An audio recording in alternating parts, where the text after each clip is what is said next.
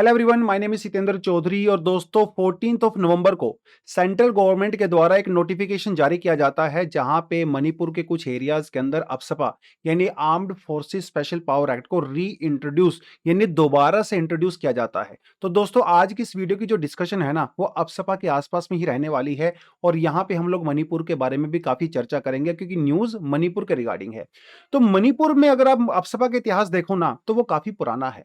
Actually 1980s के अंदर मणिपुर में पहली बार armed forces special power act को लगाया गया था और ये 2004 तक कंटिन्यू रहा। 2004 के अंदर पहली बार इसको रिव्यू किया गया मणिपुर के अंदर और वहां की जो इम्फाल म्यूनिसिपैलिटी है वहां से अफसपा को हटा दिया गया। धीरे धीरे सिचुएशन जब इंप्रूव होने लगी तो जो वैली रीजन है, देखिए मैं से थोड़ा बताता चलूं आपको, मणिपुर को आप दो हिस्सों में डिवाइड कर सकते हो। तो जो बीच वाला एरिया होता है ना इसको वैली बोलते हैं, मतलब लो लाइंग एरिया है, फ्लैट एरिया है।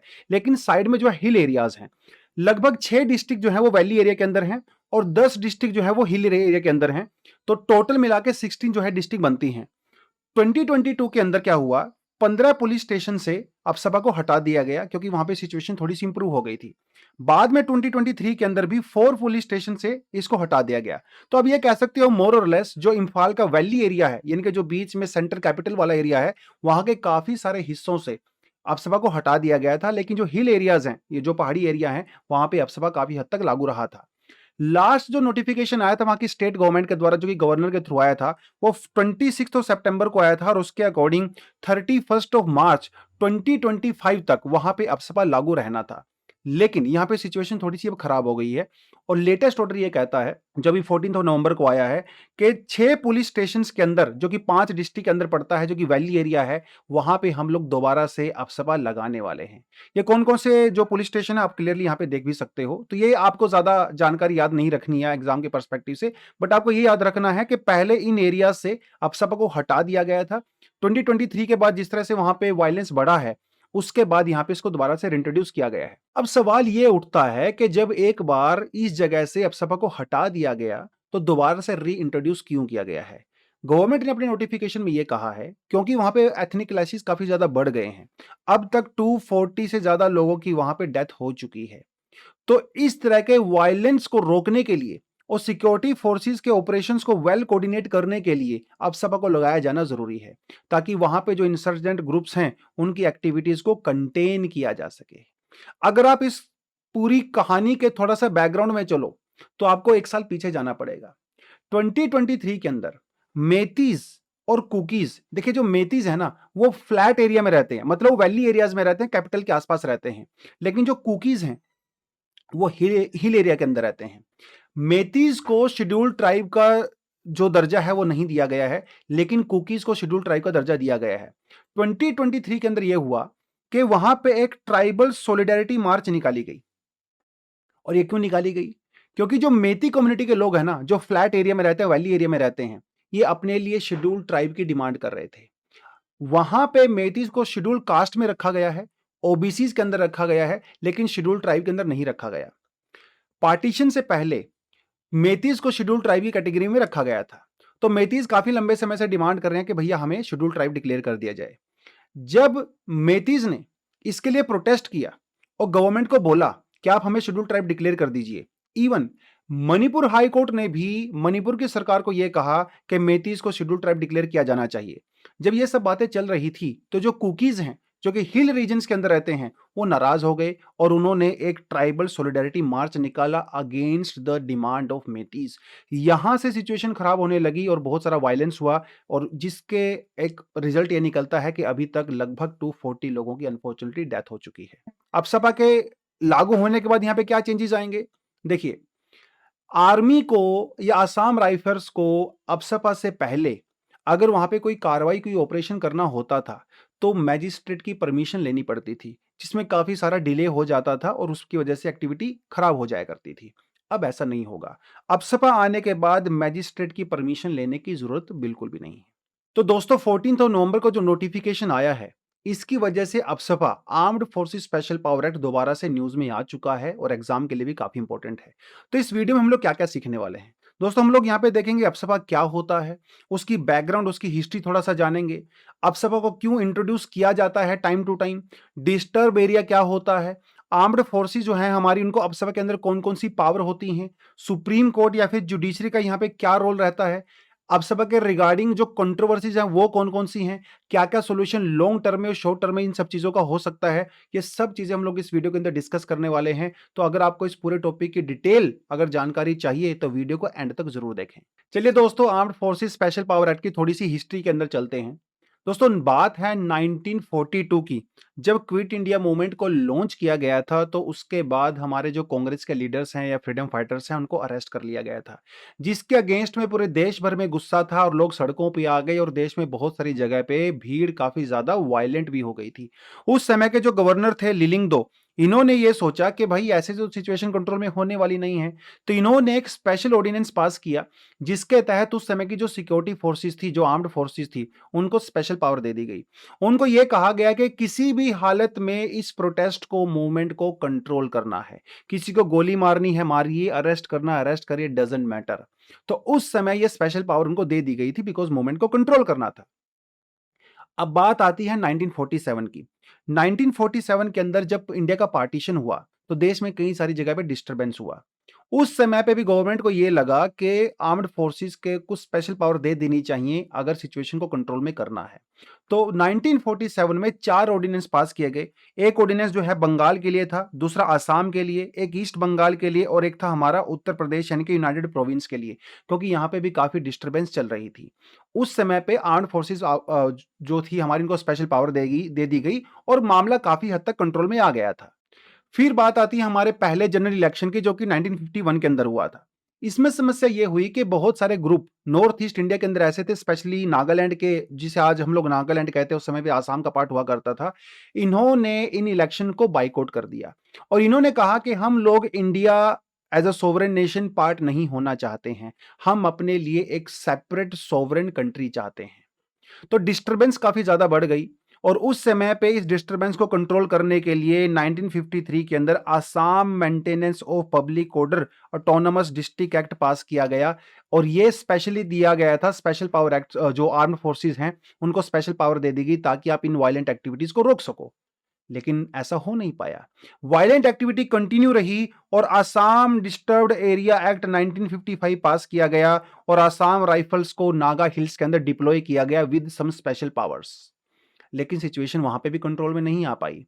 फिर सेंट्रल गवर्नमेंट ने क्या किया, 1958 के अंदर उस समय के जो हमारे देश के पहले राष्ट्रपति थे डॉक्टर राजेंद्र प्रसाद जी, एक ऑर्डिनेंस पास किया 1958 के अंदर और बाद में उस ऑर्डिनेंस को कानून में कन्वर्ट किया गया और 1958 के अंदर पार्लियामेंट के अंदर armed forces Assam and Manipur special power act 1958 पास किया गया, जिसको आज हम लोग अपसपा कहते हैं। दोस्तों, अगर armed forces special power act को समझना है ना, तो ये समझना बहुत जरूरी है कि डिस्टर्ब एरिया क्या होता है। वैसे तो इसके नाम से पता चल जा रहा है, अगर कहीं पे किसी एरिया के अंदर रिलीजन के नाम पे, रेस के नाम पे, लैंग्वेज के नाम पे, डिफरेंट रीजनल ग्रुप्स के नाम पे, एथनिसिटी के नाम पे अगर वहां पे वायलेंट एक्टिविटी हो रही हैं, वहां का लॉ एंड ऑर्डर खराब हो गया है, वहां का जो सोशल ऑर्डर है वो डिस्टर्ब हो गया है, उसको डिस्टर्ब एरिया डिक्लेयर किया जा सकता है।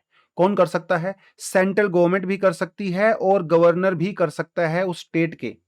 ठीक है, अगर सेंट्रल गवर्नमेंट ये कहती है कि ये एरिया डिस्टर्ब एरिया है, तो स्टेट गवर्नमेंट का यहां पे फिर कोई खास इंपॉर्टेंट रोल नहीं होता है।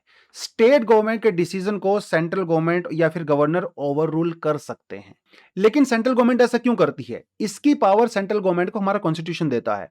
आर्टिकल 355 ये कहता है कि इंडियन गवर्नमेंट, इनके सेंट्रल गवर्नमेंट की ये ड्यूटी है कि वो स्टेट्स को प्रोटेक्ट करे। वहां पे अगर इंटरनल डिस्टर्बेंस है तो वो एक कंसिडरेबल एक्शन ले सकते हैं और इसी एक्शन को देखते हुए सेंट्रल गवर्नमेंट किसी स्टेट के अंदर किसी एरिया को या फिर पूरे स्टेट को डिस्टर्ब एरिया डिक्लेयर कर सकती है ताकि उसको प्रोटेक्ट किया जा सके और सेंट्रल गवर्नमेंट अपनी कॉन्स्टिट्यूशनल ड्यूटी को फुलफिल कर सके।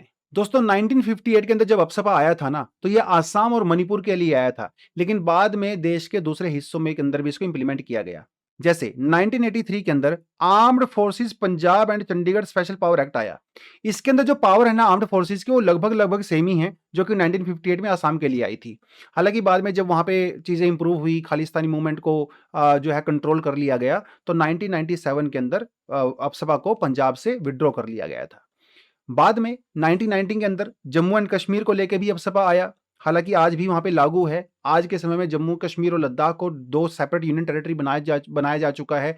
उसके बावजूद भी अपसपा को वहां से विड्रॉ नहीं किया गया है। नॉर्थ ईस्ट के कुछ हिस्सों में जब चीजें थोड़ी सी इंप्रूव होनी शुरू हुई तो वहां से अपसपा को वापस कर लिया गया। जैसे त्रिपुरा से 2015 में, मेघालय से 2018 के अंदर, मिजोरम से 1980s के अंदर ही अपसपा को हटा लिया गया था। तो यहाँ पे जो सबसे इंपॉर्टेंट पार्ट है वो है अपसपा के अंदर आर्म्ड फोर्सेस को जो पावर दी गई है वो कौन कौन सी पावर है। देखिए, जब हम लोग 1958 के एक्ट की बात करते हैं तो यहाँ पे जो सेक्शन 4 है वो सबसे ज्यादा पावर प्रोवाइड करवाता है आर्म्ड फोर्सेस को। तो कौन कौन सी पावर दी गई है? देखिए, जो सेक्शन 4 का पार्ट ए है ये कहता है कि जो कमीशन्ड ऑफिसर हैं, जो वारंट ऑफिसर हैं या नॉन कमीशन्ड ऑफिसर हैं, जो कि आर्म्ड फोर्सेस के जो ऑफिसर होते हैं, अगर इनको ऐसा लगता है कि कहीं पे अगर 5 या 5 से ज्यादा लोग इकट्ठे हो गए हैं और ये वहां का लॉ एंड ऑर्डर को डिस्टर्ब कर सकते हैं तो ऐसे लोगों को अरेस्ट किया जा सकता है। अगर ऑफिसर्स को यह लगता है कि ये लोग किसी इलीगल एक्टिविटी के अंदर इन्वॉल्व हैं, ये लोगों के पास वेपन्स हैं, ये लोग इंसर्जेंट हैं या इंसर्जेंट लोगों की हेल्प कर रहे हैं, मतलब किसी भी तरह से अगर वो कानून को तोड़ रहे हैं, उस केस में उनके ऊपर फायर भी किया जा सकता है, मतलब उनके ऊपर गोली चलाई जा सकती है। लेकिन गोली चलाने से पहले उनको वार्निंग दिया जाता है। बिना वार्निंग के आप गोली नहीं चला सकते। तो पहली पावर तो ये दी गई है। सेक्शन 4 का जो पार्ट सी है वो कहता है कि अगर किसी ऑफिसर को ऐसा लगता है कि कोई आदमी है उस एरिया के अंदर, अगर उनको ऐसा लगता है कि ये आदमी या तो इंसर्जेंट है, इंसर्जेंट की हेल्प कर रहा है, इसने कोई कॉग्निजेंट ऑफेंस किया है, हमारे देश की सिक्योरिटी को नुकसान पहुंचाता है, तो ऐसे आदमी को बिना किसी वारंट के अरेस्ट किया जा सकता है। सेक्शन 4 का जो पार्ट डी है वो कहता है अगर कमीशन्ड ऑफिसर को, वारंट ऑफिसर को ऐसा लगता है कि भाई किसी घर के अंदर वेपन्स हैं, ठीक है, वहां पे इंसर्जेंट्स को उन्होंने जो है शेल्टर दिया हुआ है, तो ऐसे घर की तलाशी ली जा सकती है और बिना किसी वारंट के उस घर को की सर्च किया जा सकता है, वहां पे जो वेपन्स है उनको सीज किया जा सकता है। तो ये कुछ ऐसी पावर दी गई है आर्म्ड फोर्सेस को अंडर अपसपा। उसके अलावा जो कमीशन्ड ऑफिसर हैं, वारंट ऑफिसर है या फिर नॉन कमीशन्ड ऑफिसर है, अगर ये वहां पे कोई भी एक्टिविटी करते हैं तो बिना सेंट्रल गवर्नमेंट की परमिशन के उनके अगेंस्ट में कार्रवाई नहीं हो सकती। तो मतलब एक तरह से आर्म्ड फोर्सेस को यहां पे इम्यूनिटी दे दी गई है। वो किसी पे फायर कर सकते हैं, किसी को अरेस्ट कर सकते हैं, किसी के घर को सर्च कर सकते हैं, लेकिन उनके खिलाफ तब तक कार्रवाई नहीं होगी जब तक सेंट्रल गवर्नमेंट के परमिशन नहीं मिलती है। और यही कुछ ऐसे रीजन है जिसकी वजह से अपसपा को काफी ज्यादा यहां पे क्रिटिसाइज किया जाता है। तो कौन कौन सी ऐसी चीजें हैं जिसकी वजह से अपसपा को एक कंट्रोवर्शियल एक्ट माना जाता है? देखिए, इसको कुछ लोग ना रोलेट एक्ट भी कहते हैं। भाई, जब आप आर्मी को, जब आप आर्म्ड फोर्सेस को इतनी खुली छूट दे दोगे, किसी के ऊपर आप अटैक कर सकते हो, फायर कर सकते हो, अरेस्ट कर सकते हो और आपके खिलाफ कार्रवाई भी नहीं होगी, तो एक तरह से रोलेट एक्ट ही हुआ। उसके अलावा जो हमारे फंडामेंटल राइट्स हैं, आर्टिकल 14, 19, 21, 22, 25, इन सब का भी वायलेशन होता है। बहुत बार लोगों को वहां पे डिटेन कर लिया जाता है without following the due process of law. Magistrate के नाम सामने नहीं लेके जाया जाता है, बिना किसी वारंट के अरेस्ट कर लिया जाता है, तो ये हमारे फंडामेंटल राइट का वायलेशन ही हुआ। उसके अलावा इंडिया कई इंटरनेशनल कन्वेंशंस का भी पार्ट है, जैसे यूनाइटेड नेशन का जो universal declaration of human right है, हम इसका पार्ट हैं।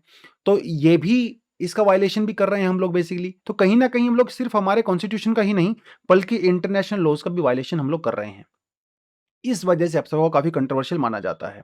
उसके अलावा आप ये समझिए ना कि आप कुछ पर्टिकुलर स्टेट के कुछ पर्टिकुलर लोगों के ऊपर इस तरह की कार्रवाई कर रहे हैं और ये लोगों के अंदर पहले से ही एक तरह का डर बना हुआ है कि जो बाकी देश के लोग हैं उनको अपना अभिन्न अंग, इंटीग्रल पार्ट नहीं मानते हैं।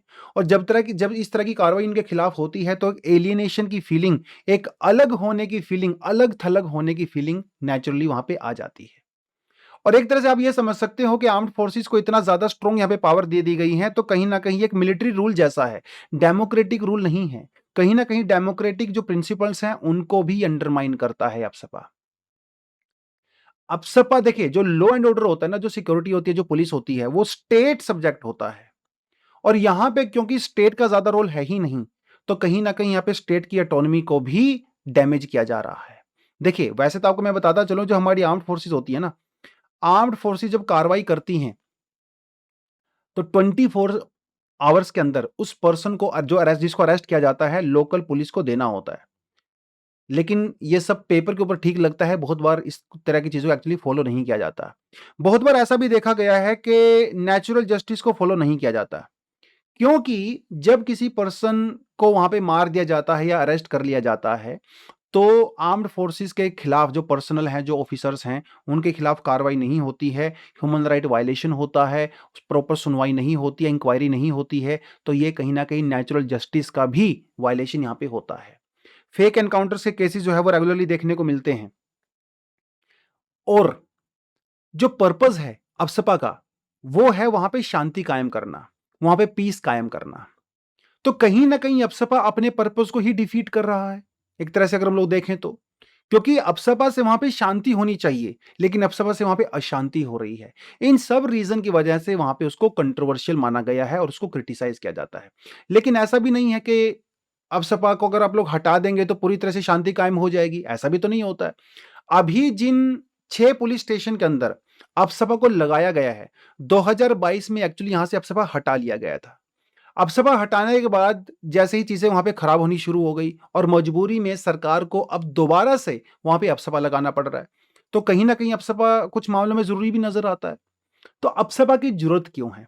देखिए, पहली बातों को यह समझना पड़ेगा कि अफसपा कॉन्स्टिट्यूशनली वैलिड है।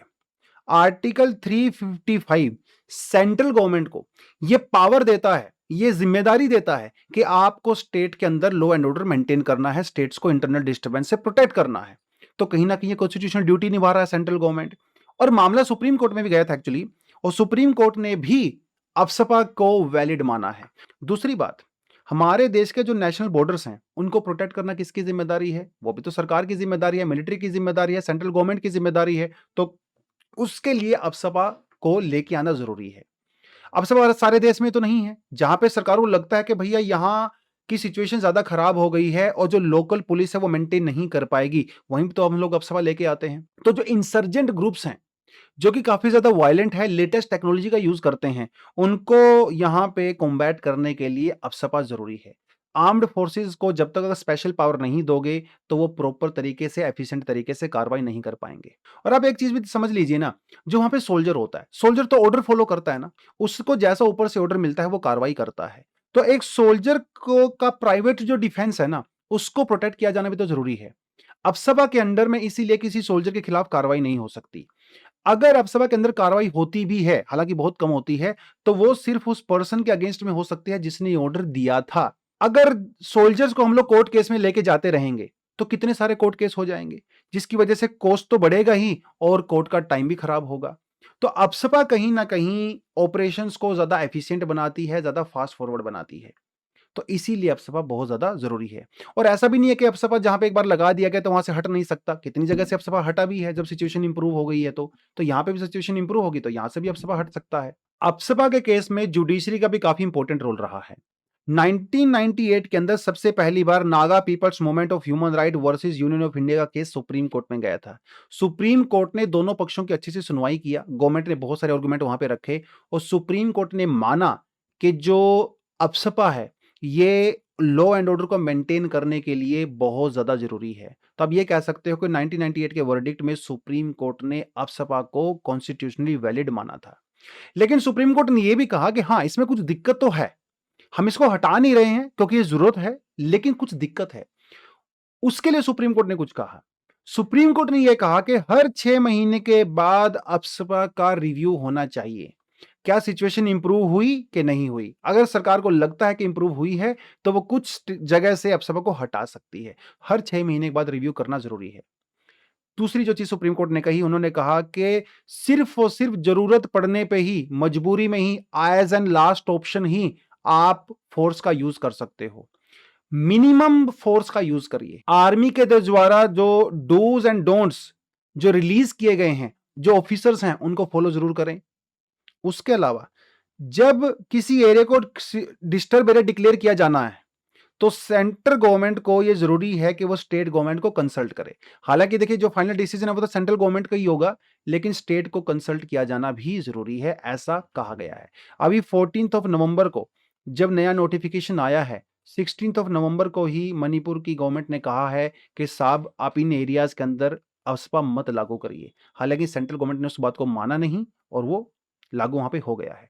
तो ये 1998 का केस बना था।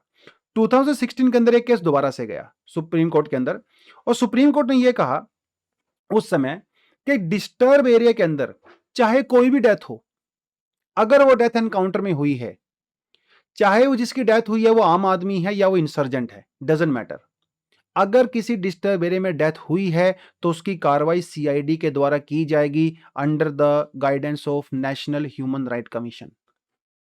ये 2016 का मामला है।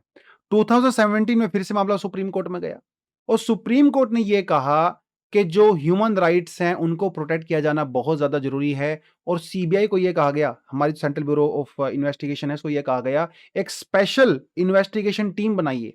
डिस्टर्ब एरिया के अंदर अगर कोई डेथ होती है, एनकाउंटर डेथ होती है, तो उसकी प्रॉपर तरीके से इन्वेस्टिगेशन करिए, इंक्वायरी करिए, और अगर कोई ऑफिसर ऐसे हैं जिन्होंने वहां पे गलत काम किया है तो उनको सजा भी दीजिए, ऐसा 2017 में सुप्रीम कोर्ट ने कहा। हालांकि ये ज्यादातर चीजें पेपर के ऊपर होती हैं, ग्राउंड पे इन चीजों को बहुत ज्यादा फॉलो नहीं किया जाता है, लेकिन टाइम टू टाइम गवर्नमेंट भी कई बार ऐसी कमिटीज बनाती है इस पूरे मामले को स्टडी करने के लिए, और वो टाइम टू टाइम अपनी रिकमेंडेशन भी देते हैं। जैसे 2005 के अंदर एक जीवन रेड्डी कमेटी बनाई गई। जीवन रेड्डी कमेटी ने यह कहा कई मामले को स्टडी करने के बाद कि अबसपा की हमें कोई जरूरत है ही नहीं और इसको रिपील कर दीजिए। जीवन रेड्डी कमेटी ने साफ साफ कह दिया। 2007 के अंदर सेकंड एआरसी रिपोर्ट आई, इसके अंदर भी कहा गया कि हमें कोई जरूरत नहीं है अबसपा की। भाई हमारे पास यूएपी है ना, हमारे पास अनलॉफुल एक्टिविटी प्रिवेंशन एक्ट है 1967 वाला, आप यहां पे स्पेशल प्रोविजन कर सकते हो, अबसपा की आपको रिक्वायरमेंट नहीं है, ऐसा इनके अंदर कहा गया। जस्टिस संतोष हेगड़े जो कमेटी बनाई गई थी 2013 के अंदर भी, इन्होंने भी यह कहा कि 6 महीने के बाद अबसपा को रिव्यू करिए और जितने भी फेक एनकाउंटर वहां पे होते हैं या फिर एनकाउंटर होते हैं उनकी इन्वेस्टिगेशन करिए। हालांकि इन्होंने ओपनली ये नहीं कहा था कि इसको रिपील कर दीजिए। 2013 के अंदर जस्टिस वर्मा कमेटी बनाई गई। Justice Verma committee specially women के लिए बनाई गई थी और जस्टिस वर्मा कमेटी ने यह कहा कि अगर किसी डिस्टर्ब एरिया में किसी भी तरह का कोई वीमेन के अगेंस्ट में वायलेंस होता है तो उसको ऑर्डिनरी लॉ के अंदर लेके आया जाए। अभी आपने भी देखा मणिपुर के अंदर कितनी सारी महिलाओं के खिलाफ जो है उनके अगेंस्ट में इस तरह का जो है वायलेंट एक्शन हुए हैं, रेप्स हुए हैं। तो ऐसा अगर कोई ऑफिसर करता है या वहां पे कोई भी आदमी करता है तो उसको ऑर्डिनरी लॉ के अंदर में लेके आया जाए। जो आर्म्ड फोर्सेस को जो ब्लैंकेट इम्यूनिटी दी गई है वो नहीं मिलनी चाहिए। तो सुप्रीम कोर्ट की गाइडलाइंस के बाद और इस तरह की कमिटीज की गाइडलाइंस के बाद हम लोग इस नतीजे पे पहुंचते हैं कि भाई देखिए ये जो डिस्टर्ब एरिया है यहाँ पे शांति कैसे कायम की जा सकती है, चाहे वो कोई भी एरिया हो, चाहे वो जे&के वाला हो, चाहे वो नॉर्थ ईस्ट वाली स्टेट्स में हो। क्या क्या कर सकते हैं? पहली बात तो ह्यूमन राइट की जो गाइडलाइंस हैं या कि ह्यूमन राइट को वहां पे प्रोटेक्ट किया जाना चाहिए किसी भी हालत में। जो हमारी फोर्सेस हैं वो अकाउंटेबल होनी चाहिए, आप उनको ओपन इम्यूनिटी, ब्लैंकेट इम्यूनिटी नहीं दे सकते। दूसरी बात, इस कानून के अंदर काफी ज्यादा कंफ्यूजन है, कई सारी टर्म्स को क्लियर कट डिफाइन नहीं किया गया है। जैसे disturb area, dangerous area, land force वगैरह, ये टर्म काफी लूजली यूज की जाती हैं, तो इनका प्रॉपर तरीके से डिफाइन करिए। आप यहां पे ट्रांसपेरेंसी भी लेके आइए, स्टेट्स के बीच में, आर्म्ड फोर्सेस के बीच में, इनकी जो वेबसाइट वगैरह है इनके बीच में जो कम्युनिकेशन होता है वो आम जनता के बीच में होना चाहिए। कब डिसीजन लिया गया, क्यों डिसीजन लिया गया, उसके पीछे के कारण क्या है, सारा कुछ चीजें पब्लिक डोमेन के अंदर ओपनली होनी चाहिए। अगर कहीं पे ऐसा लगता है कि कोई वायलेशन हुआ है, चाहे ह्यूमन राइट का हो चाहे किसी चीज का भी हो, उसकी इंडिपेंडेंट इंक्वायरी होनी चाहिए। Every death caused by the armed forces is in a disturb area should be independently inquired by CID, by CBI, ये होना जरूरी है।